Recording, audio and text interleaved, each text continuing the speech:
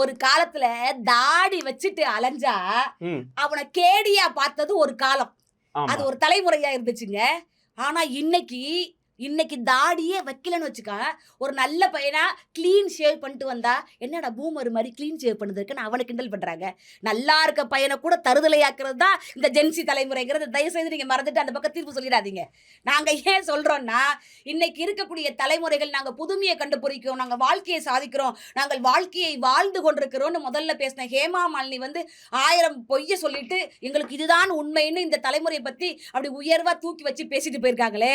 நடுவர் அவர்களே, ஒரு காலத்துல நாமெல்லாம் எப்படிப்பட்ட வாழ்க்கை வாழ்ந்தோம் தெரியுமா? நிஜமா நான் தனியார் பள்ளியில ஆசிரியரா வேலை பார்க்குறேங்க. நம்ம டீச்சரை பார்த்து பயந்த காலம் வேற. இன்னைக்கு என் கிளாஸ்ல ஒரு பையனை ஏன்டா ஹோம் ஒர்க்கு செய்யலன்னு தான் கேட்டேன். அவன் என்ன சொல்லியிருக்கணும்?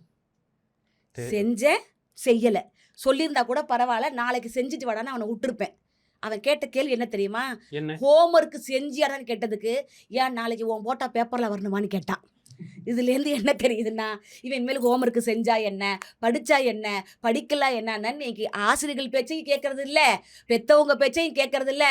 நாங்கள் எங்கள் பேச்சை மட்டும்தான் கேட்போடு இருக்கக்கூடிய இன்றைய தலைமுறையை ஆனந்தம்னு எப்படி பொய் சொல்ல முடியுங்கிறதா எங்களுடைய கேள்விக்குறியான ஒரு விஷயமா நடுவர்களே. ஏன் 1000 விஷயங்களை சொல்கிறேன்னா, எனக்கு போன வாரம் ஒரு சம்பவம் நடந்துச்சு.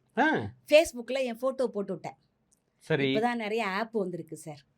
நிறைய செல்ஃபோனில் பியூட்டி ஆப்னு வந்திருக்கு. உண்மையே சொல்கிறேன் சார். இப்போ என்னைய மாதிரி ஆளை கூட 16 வயசு குமரியாக கூட அந்த ஆப்பில் கொண்டு வந்துடலாம். இப்போ அதையும் தாண்டி இப்போ ஏஐன்னு ஒன்று வந்திருக்கு. என்ன வேணாலும் பண்ணலாம் போல இருக்குல்ல. உண்மையிலேயே போன வாரம் பியூட்டி ஆப்பில் இளைஞர்கள் எனக்கு தெரிஞ்சு ஏமாறக்கூடிய ஒரே விஷயம் அந்த பியூட்டி ஆப் மட்டும்தாங்க. ஃபோன்லேயே கடலை போடுறான், ஃபேஸ்புக்லேயே நம்பர் வாங்கிக்கிறான், ஃபேஸ்புக்லேயே காண்டாக்ட் பண்ணிக்கிறான். இப்போல்லாம் இன்ஸ்டாகிராம்லேயே இன்ச்சாக காதல் பண்ணுறான். ஃபேஸ்புக்லேயும் இன்ஸ்டாகிராம்லேயும் அந்த ஃபோட்டோவை பார்த்துவிட்டு அந்த பிள்ளைகிட்ட காதல் சொல்கிறான்.